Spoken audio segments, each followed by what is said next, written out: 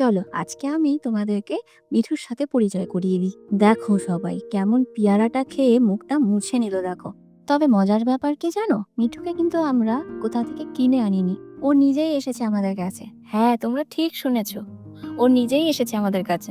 আমাদের উঠোনের ওই পেয়ারা গাছটা, ওখানেই ওর প্রথম আগমন।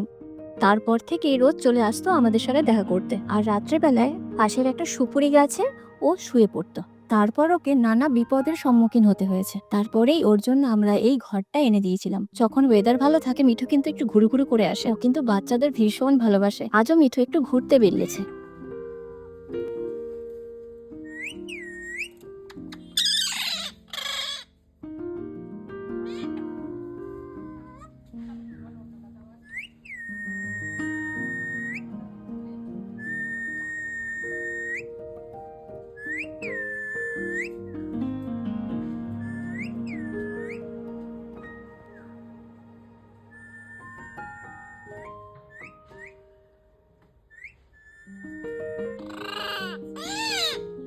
মিঠু, জানলা কাটবি না।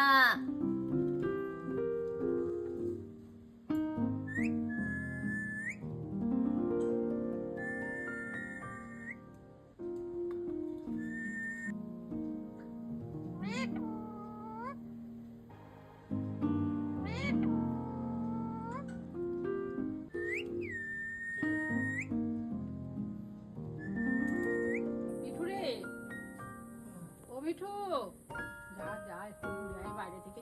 তারপর মিঠু সারাদিন এদিক ওদিক ঘুরে বিকালে এসেছে বাড়ি ফিরে। তাহলে আজ আসি, দেখা হচ্ছে পরের ব্লগে। টাটা।